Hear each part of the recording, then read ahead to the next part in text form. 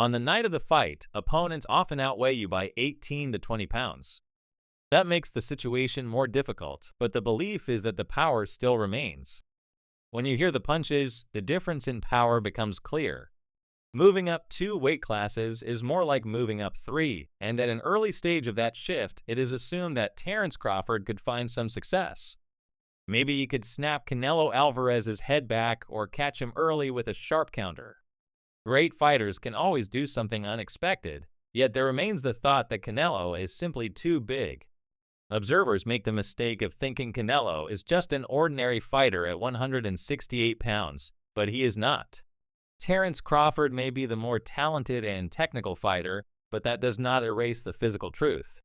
Canelo Alvarez himself reacted to Crawford's recent training footage with a measured tone of respect. He admitted that Crawford's slick style carried shades of Floyd Mayweather, especially in its discipline and defensive polish. He acknowledged that Crawford's preparation reflected professionalism and focus, yet Canelo made it clear that while Crawford's skill and power are very real, they do not shake his confidence.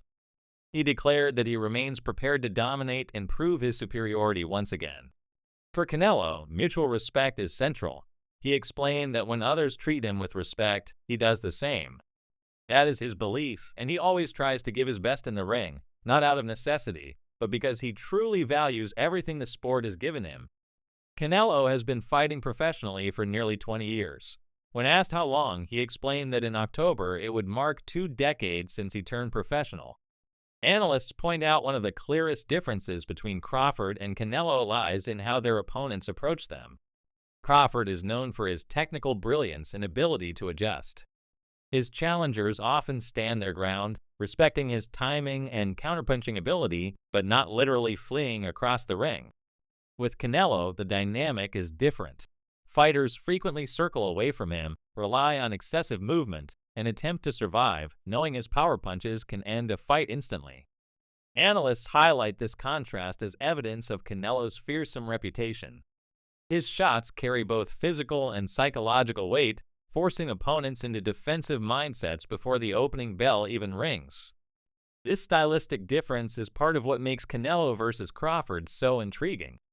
Crawford thrives when opponents engage, while Canelo thrives when his relentless pressure and power break a fighter's will. Examples are plentiful. Gamboa did not run from Crawford. Victor Postol did not run from him either.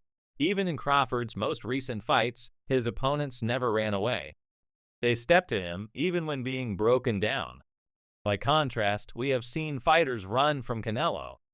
William Skull, for instance, was just as physically strong as anyone in boxing, yet he moved excessively in what many call the Cuban style.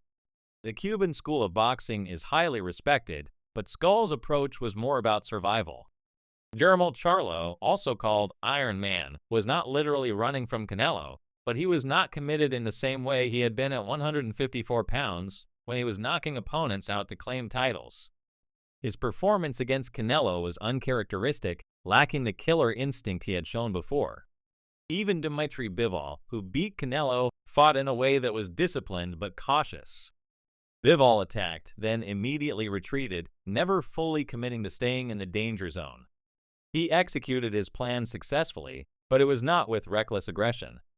Edgar Berlanga, another opponent, relied heavily on footwork, making a good account of himself, but again he did not commit in the way he had against other foes. These patterns show that Canelo's danger level forces fighters into safety-first approaches. In contrast, no fighter against Terence Crawford has ever looked fearful. Even when they were being beaten down, they still pressed forward, stepping toward him rather than retreating. That is the crucial difference. Canelo's sparring partners, who have felt his power firsthand, also bring perspective to the debate. One sparring partner expressed blunt skepticism about Crawford's chances, saying he simply cannot see Bud carrying the extra weight effectively. The reasoning is rooted in experience. Canelo has fought and beaten bigger men at higher weight classes, including light heavyweights. Crawford, on the other hand, is moving up into uncharted territory. Adding muscle may enhance strength, but it risks slowing him down. For a fighter whose speed and precision are central to his success, even a slight drop could be costly. That sparring partner's view reflects concerns that no matter how skilled Crawford is, the physical toll of carrying more mass against an elite puncher like Canelo could be insurmountable. Some analysts believe Canelo will win outright, though business considerations might result in a draw if the fight goes the distance. Many predict a stoppage win for Canelo, reasoning that Crawford's move up in weight is simply too steep a hill to climb. Even if he manages to put on the pounds, carrying that mass into a fight against such a dangerous opponent is risky. Still, they agree it will be a high-level contest between two brilliant minds in the ring. Former world champion and Mexican boxing icon Fernando Vargas has spoken passionately on the subject. For Vargas, Mexico needs Canelo Alvarez to win this fight.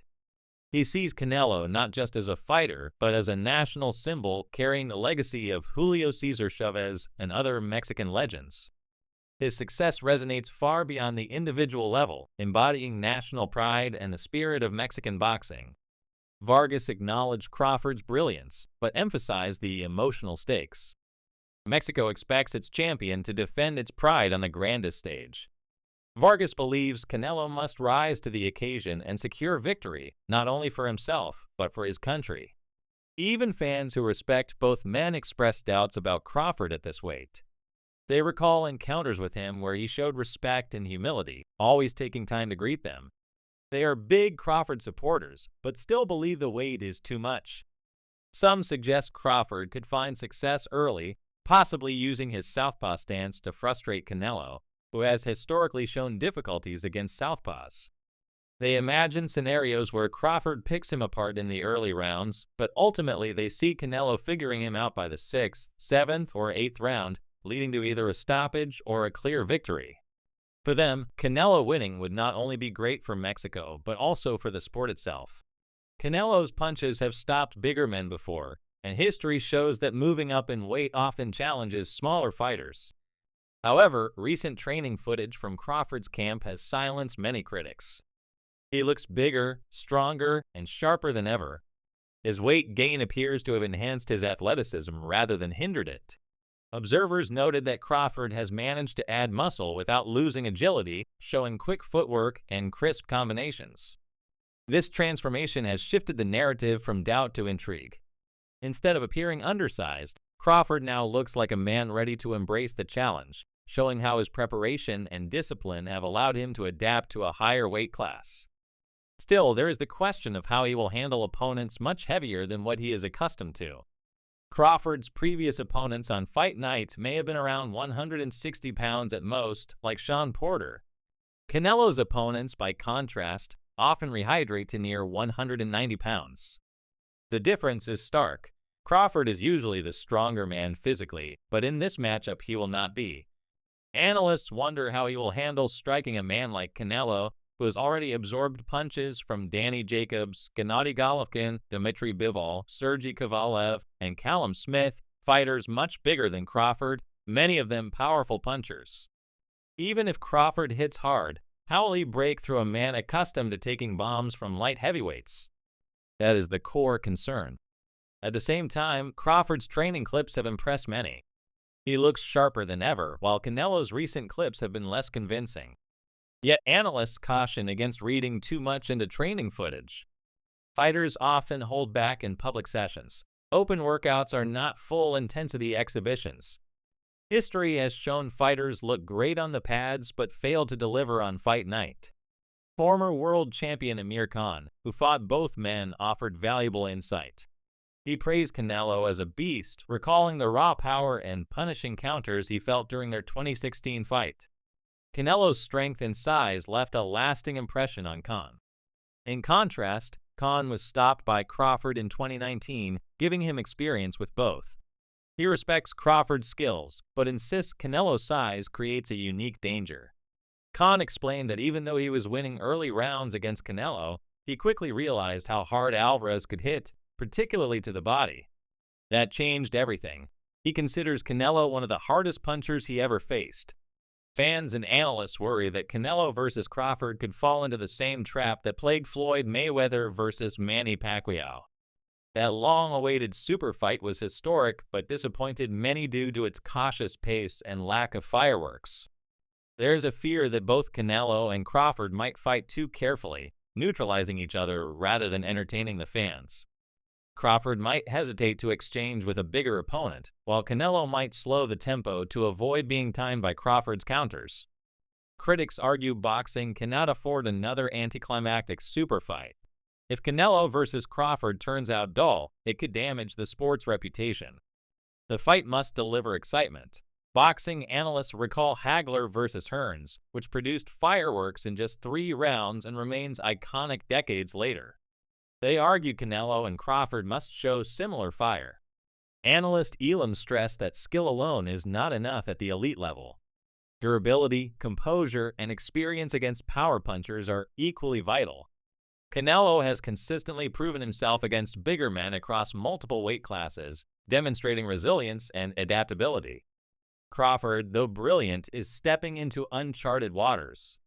The unknown is how he will react when hit clean by Canelo. In fights of this magnitude, one shot can decide everything. Canelo's comfort in this environment is a major advantage.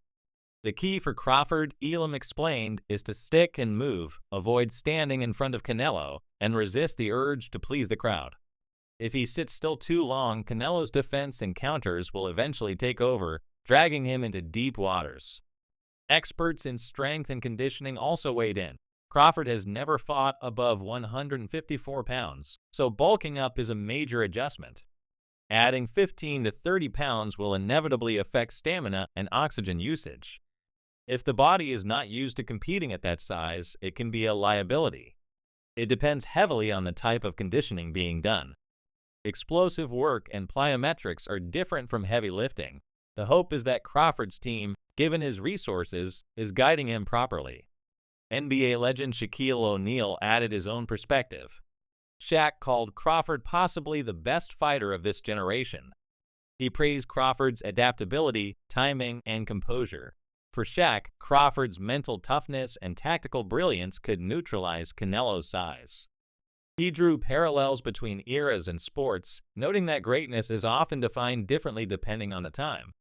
He compared Crawford's dominance to Nikola Jokic in basketball, calling Bud the best of his era. Shaq predicted that Crawford would not only beat Canelo, but knock him out, declaring he would be front row at the fight in Las Vegas. Commentators like Skull framed Canelo Alvarez as the embodiment of success and achievement in boxing.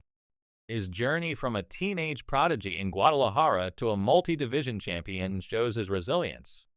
His story is not just about wins, but about carrying the commercial weight of the sport, fighting top opposition consistently, and becoming a global ambassador for boxing. Crawford, though brilliant, is stepping into Canelo's established world. William Skull, Canelo's most recent opponent, also spoke out. He claimed he was robbed in their fight, arguing that his style of making Canelo miss was part of a master plan. Though criticized for running, Skull said it was intentional. The experience was bittersweet for him. He felt successful in neutralizing Canelo, yet still lost on the cards. Asked about Canelo versus Crawford, Skull avoided picking a winner, keeping his response safe and vague.